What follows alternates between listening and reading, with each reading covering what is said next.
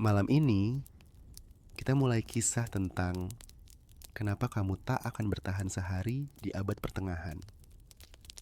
Sebelum kamu bersandar dan hanyut dalam cerita ini, sempatkan sebentar untuk menekan like dan subscribe. Tapi hanya kalau kamu benar-benar menikmati suasana di sini.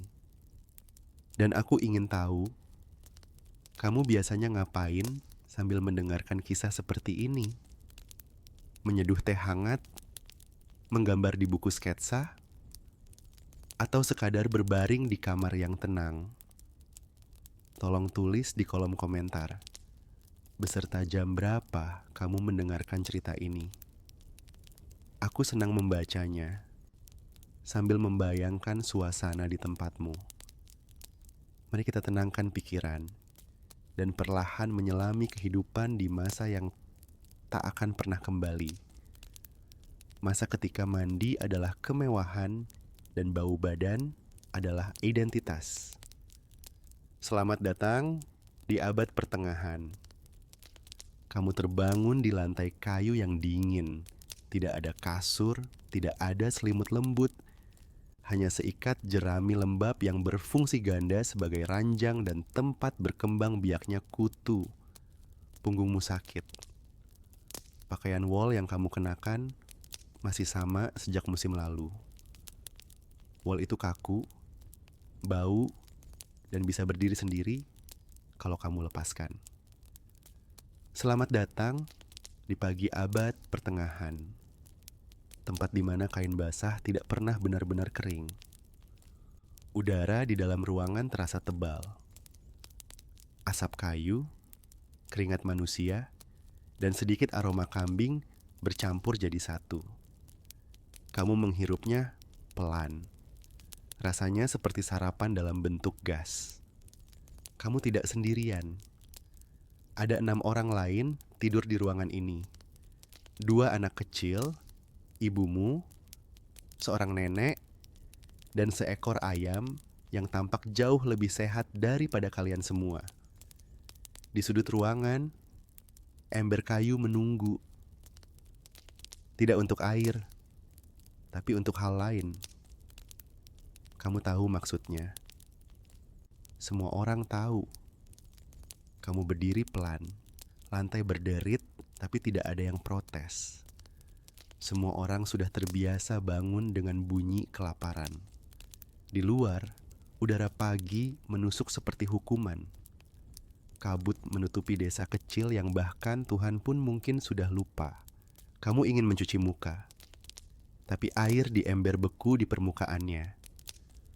Kamu pecahkan lapisan tipis es itu dengan ujung jari dan mencipratkan airnya ke wajah. Dingin, kotor, menyegarkan. Dalam urutan itu, tidak ada sabun. Sabun masih dianggap barang mewah, dan kamu bukan bangsawan.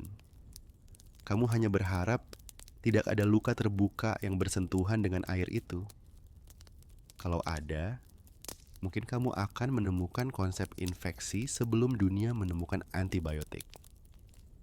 Kamu mencoba meregangkan badan, tapi sendi-sendi menolak bekerja sama. Gizi buruk dan kerja keras membuat tubuhmu lebih tua dari usiamu. Kamu baru 22 tahun, tapi di abad ini, itu sudah termasuk umur menengah. Selamat, kamu sudah setengah jalan menuju kematian karena pilek. Kamu melangkah keluar dari rumah, atau lebih tepatnya, kotak kayu yang disebut rumah. Udara dingin menyambutmu dengan kelembapan yang bisa menggigit tulang. Langit masih abu-abu dan bau asap menggantung rendah di atas atap jerami. Seekor babi lewat di jalan berlumpur, tampak jauh lebih kenyang daripada kamu. Kamu pikir kehidupan abad pertengahan itu tenang dan damai? Tidak. Setiap hari adalah lomba antara lapar, penyakit, dan kebosanan ekstrim. Tapi tidak apa-apa, kamu punya iman. Dan iman adalah satu-satunya hal yang bisa kamu miliki tanpa membayar pajak. Kamu melihat ke arah gereja kecil di ujung desa. Loncengnya belum berdentang, tapi kamu tahu waktunya hampir tiba. Waktu bekerja bukan diukur oleh jam, tapi oleh doa. Dan doa adalah jeda yang memberi ilusi bahwa hidupmu punya makna. Kamu menarik napas dalam-dalam. Udara terasa seperti campuran debu, asap, dan sedikit harapan. Hari baru telah dimulai. Dan kamu bagian kecil dari sejarah yang belum tahu namanya, siap untuk bertahan. Setidaknya sampai sore nanti. Kamu lapar, sudah biasa. Rasa lapar di sini bukan kejadian luar biasa, tapi kondisi permanen. Sarapan bukan istilah umum di abad ini, yang ada hanya sisa roti keras dari kemarin. Kalau beruntung, roti itu keras seperti batu bata, tapi kamu gigit juga. Giginya tidak suka ide itu. Setengahnya longgar, dua lainnya sudah menyerah sejak tahun lalu. Kamu mencoba menelan perlahan. Tenggorokanmu kering, tapi air bersih terlalu berharga untuk diminum. Jadi kamu minum bir encer. Semua orang minum bir, termasuk anak-anak. Bukan untuk bersenang-senang, tapi karena air bisa membunuhmu lebih cepat. Kamu merasa sedikit hangat sekarang. Atau mungkin itu efek racun ringan dari fermentasi. Sulit membedakan di sini. Di luar, desa mulai hidup. Suara ayam, sapi, dan manusia bercampur jadi satu simfoni ketidaksempurnaan. Kamu ikut ke ladang. Tanahnya becek, dingin, dan penuh harapan palsu. Kamu mencangkul. Tanganmu pecah-pecah, kukumu hitam, dan punggungmu menjerit pelan. Kamu berhenti sejenak untuk menarik napas, tapi tidak lama. Berhenti terlalu lama bisa bikin kamu dicap malas. Dan di tempat ini, malas setara dengan tidak makan malam. Udara siang mulai menghangat, tapi matahari tidak ramah. Sinar kuning pucat menimpa ladang, menonjolkan setiap keriput di wajah orang-orang. Mereka semua terlihat 10 tahun lebih tua dari usia mereka yang sebenarnya. Mungkin karena setiap tahun di sini terasa 2 kali lebih panjang. Kamu berpikir tentang makan siang. Tapi itu bukan waktu makan siang. Itu waktu kapanpun seseorang berhasil menemukan sesuatu yang bisa dimakan. Di pondok kecil di pinggir ladang, seorang perempuan merebus sesuatu dalam panci.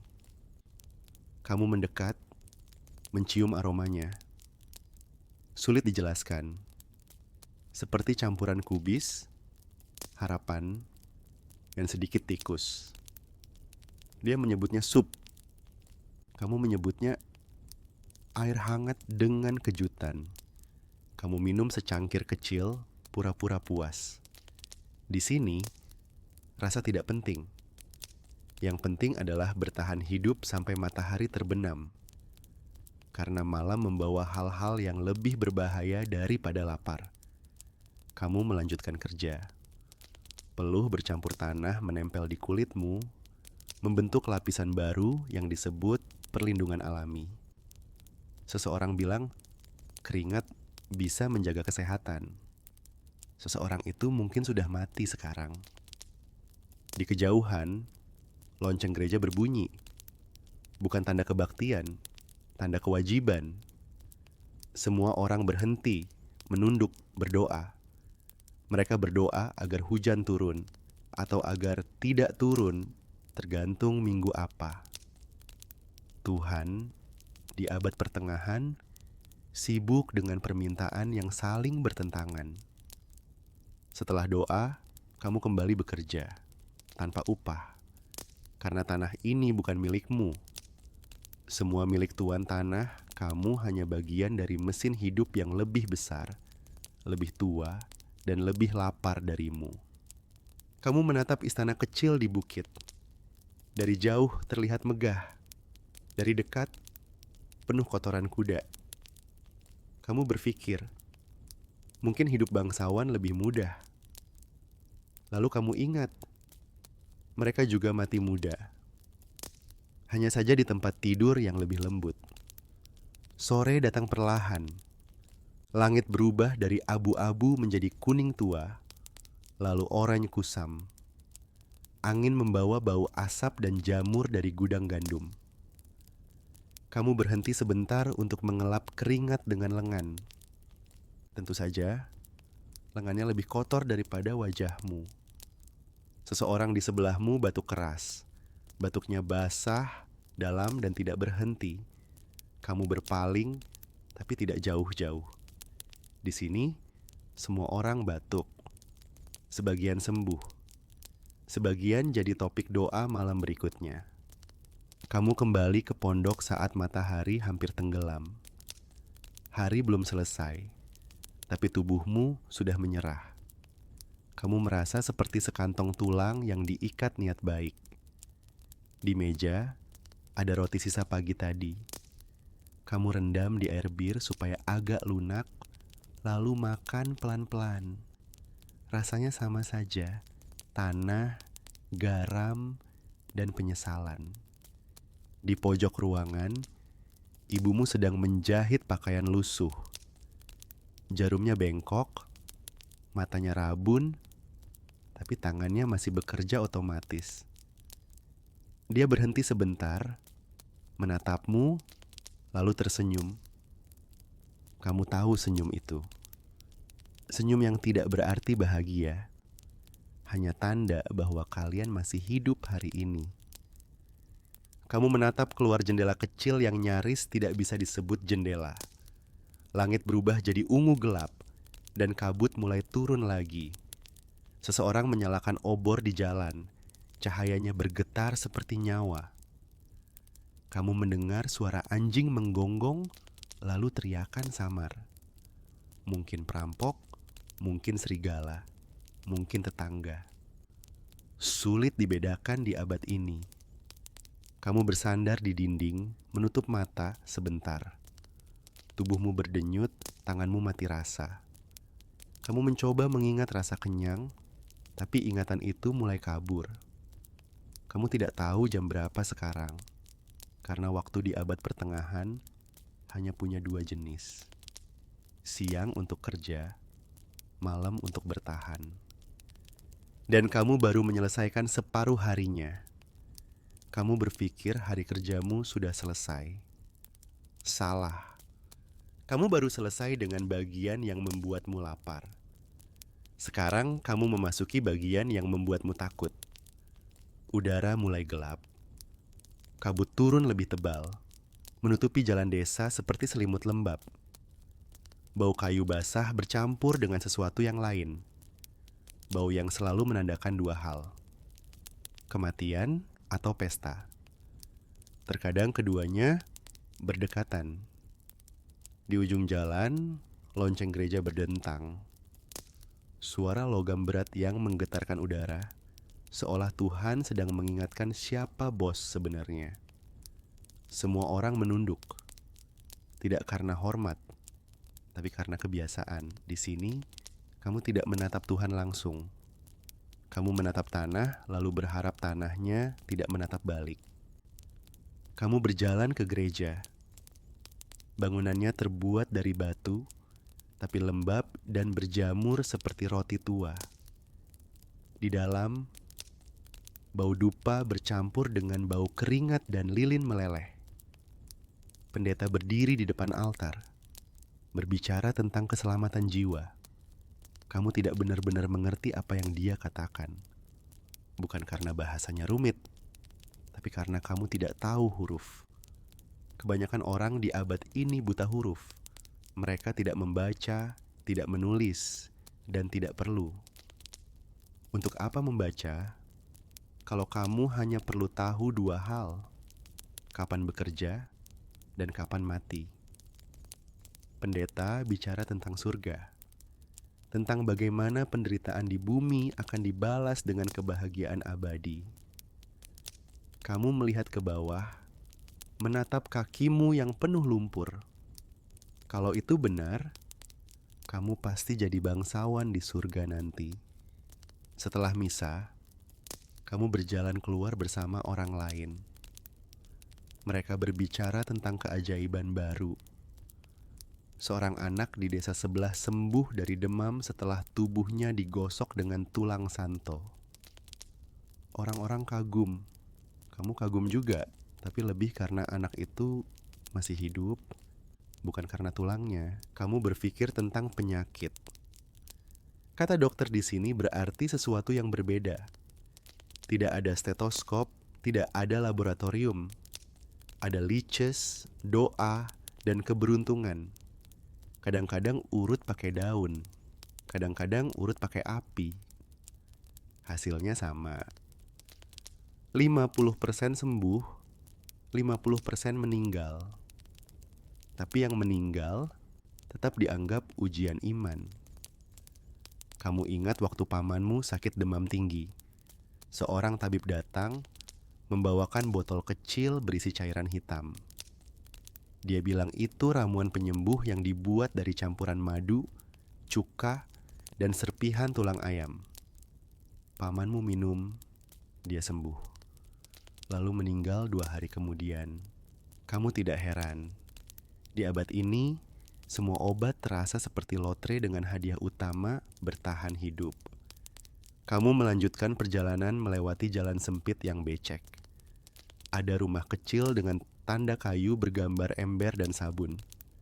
Tukang mandi, tempat orang datang, bukan untuk bersih, tapi untuk merasa seperti manusia lagi. Kamu masuk. Uap panas memenuhi ruangan. Ada tong besar berisi air keruh. Beberapa orang sudah di dalamnya. Ya, di dalam tong yang sama. Kamu berpikir 2 kali, tapi tubuhmu sudah gatal dari jerami. Kamu ikut masuk, udara hangat, juga kotor. Tapi kamu pura-pura tidak peduli. Di sini kebersihan bukan soal fisik, tapi spiritual. Mandi adalah doa dengan bau sulfur. Seseorang di sebelahmu bercerita bahwa kota besar baru saja dilanda wabah. Kamu bertanya, penyakit apa? Dia bilang, hitam. Kamu tidak tanya lebih lanjut. Semua orang tahu maksudnya. Di abad ini, wabah bukan berita. Itu bagian dari kalender. Musim semi, panen, dan sedikit kematian massal. Kadang semuanya datang bersamaan. Kamu keluar dari tempat mandi, menggigil. Kamu merasa sedikit lebih bersih, tapi juga sedikit lebih takut. Kamu tahu satu-satunya hal yang lebih cepat menyebar daripada penyakit adalah rumor tentangnya. Malam mulai turun. Lilin-lilin dinyalakan di jendela rumah, bukan untuk penerangan, tapi untuk menakut-nakuti roh jahat. Kamu menatap satu cahaya kecil dari jauh dan berpikir, jika roh jahat benar-benar takut pada lilin, dunia ini pasti sudah lama aman. Di alun-alun kecil, sekelompok orang berkumpul. Seorang pria berdiri di atas tong kayu, berteriak bahwa seorang wanita di desa sebelah bisa berbicara dengan iblis. Semua orang mendengarkan dengan serius. Kamu juga. Tidak ada hiburan lain di sini selain rasa takut. Mereka bilang perempuan itu akan diadili besok pagi. Artinya, dia akan tenggelam di sungai. Kalau dia mati, dia tidak bersalah. Kalau dia selamat, dia dibakar. Logika yang indah selalu menghasilkan hasil yang benar. Kamu kembali pulang dengan langkah pelan. Kabut makin tebal, jalan makin licin. Kamu melewati seorang lelaki tua duduk di bangku depan rumah, memegangi rosario dengan tangan gemetar. Matanya kosong, bibirnya bergetar, tapi dia tersenyum. Orang seperti itu biasanya sudah berbicara dengan kematian dan tinggal menunggu balasan. Di dalam rumah, ibu sudah menyiapkan lilin kecil di atas meja. Dia berdoa pelan. Katanya untuk keselamatan keluarga. Tapi kamu tahu, Itu doa yang sama setiap malam. Dan entah sudah berapa orang yang tetap meninggal setelahnya. Kamu duduk di pojok, menatap api kecil di sumbu lilin. Cahaya itu bergoyang halus, membuat bayangan di dinding seperti wajah-wajah yang menonton diam-diam. Kamu sadar, di abad ini, kamu tidak pernah benar-benar sendirian. Ada Tuhan, ada iblis, ada penyakit, dan ada kutu yang tidak pernah menyerah. Kamu menarik napas pelan, menatap jari-jarimu yang pecah-pecah. Kamu masih hidup hari ini. Tapi di tempat ini, itu belum berarti kamu akan hidup besok. Malam di abad pertengahan datang lebih cepat daripada harapan. Dan jauh lebih gelap. Tidak ada listrik. Tidak ada lampu jalan. Tidak ada bulan. Kalau kamu sedang sial. Hanya kegelapan yang terasa seperti sesuatu yang bisa disentuh.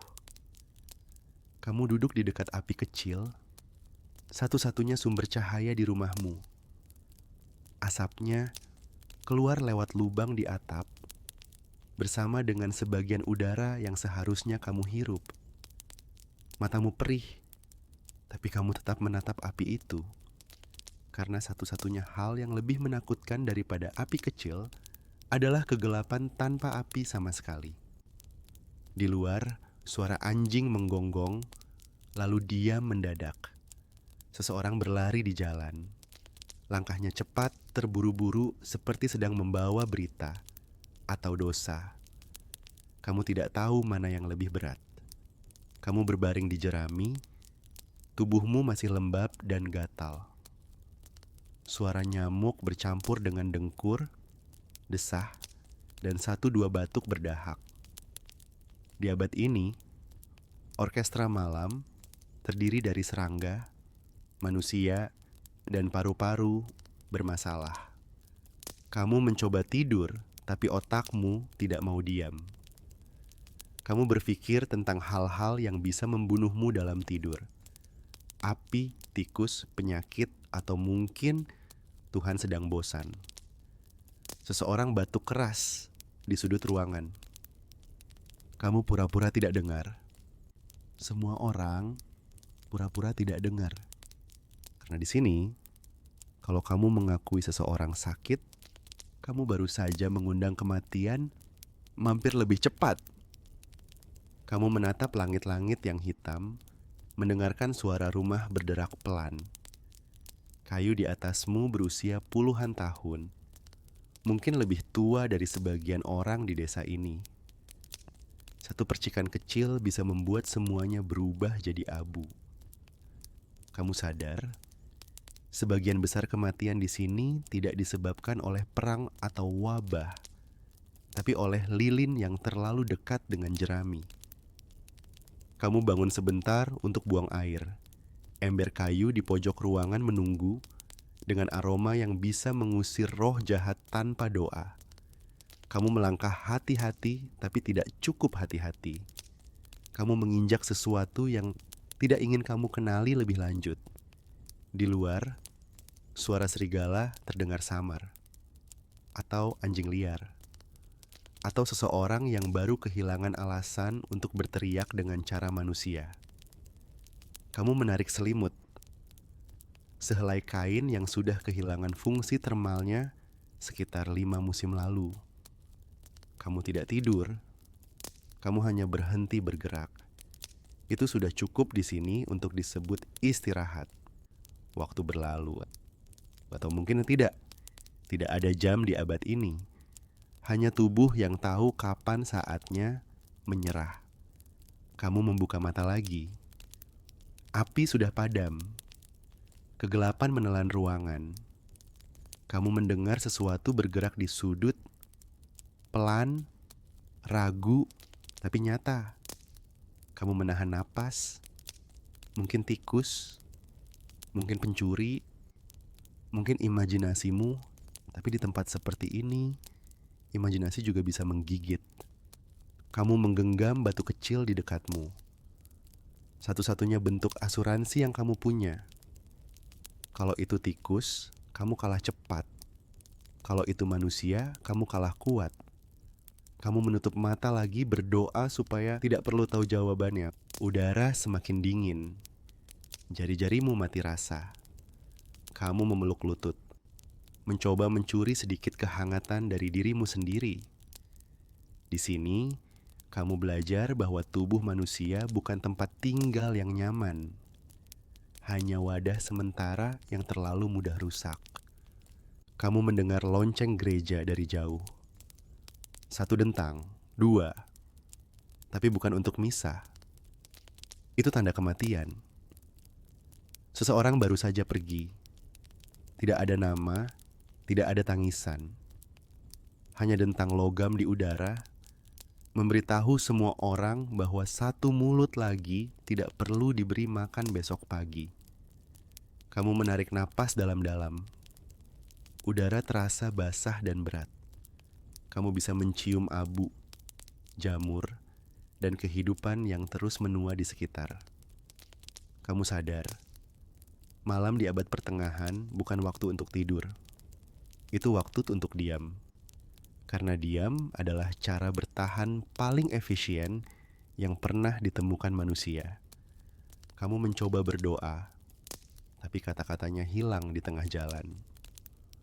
Terlalu banyak yang harus diminta.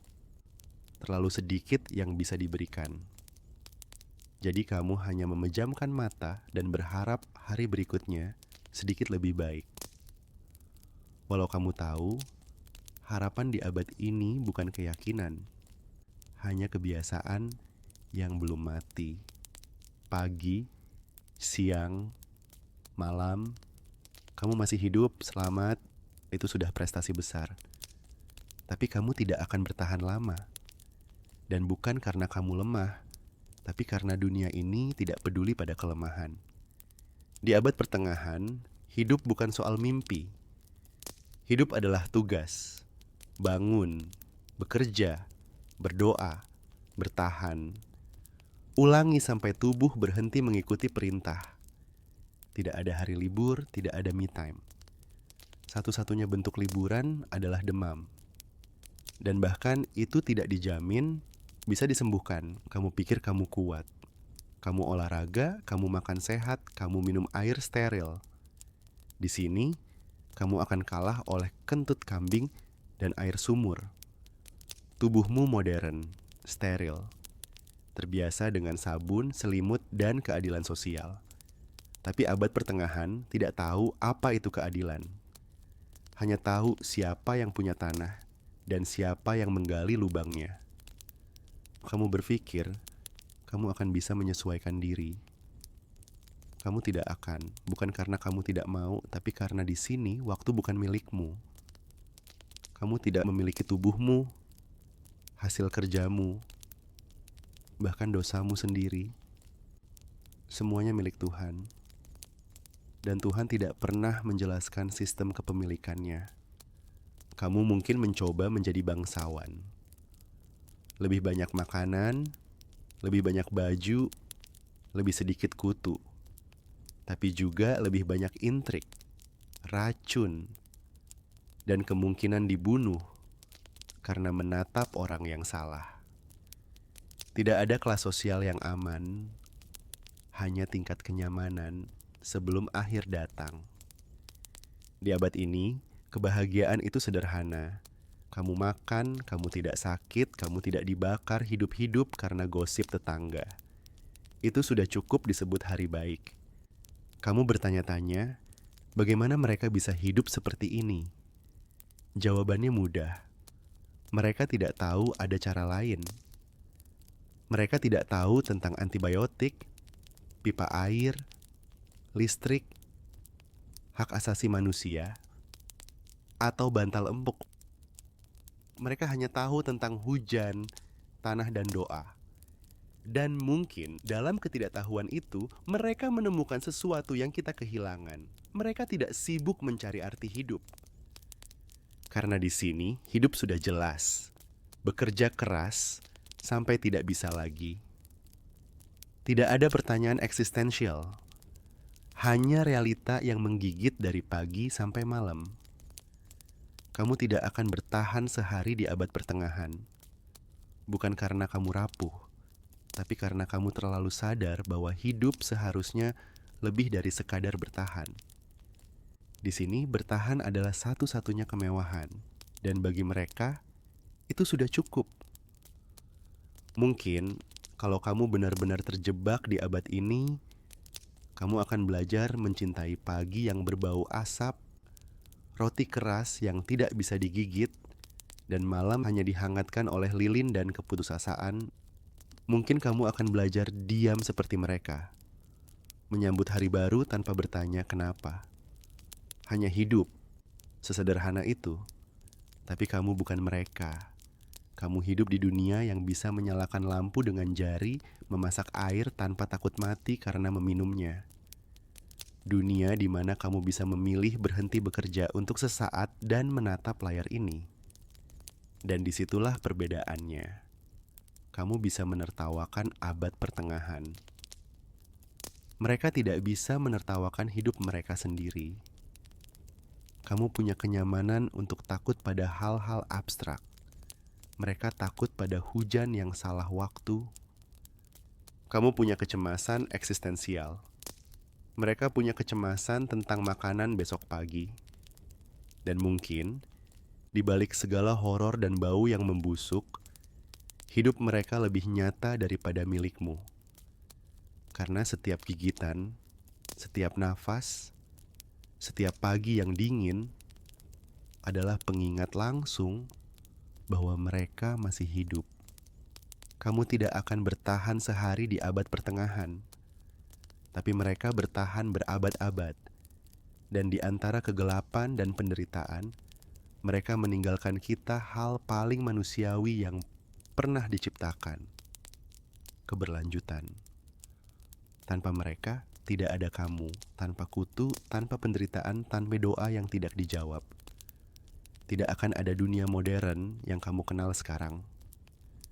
Jadi sebelum kamu menutup mata malam ini, ingatlah satu hal. Mereka tidak bertahan untuk dikenang. Mereka bertahan agar kamu bisa lupa.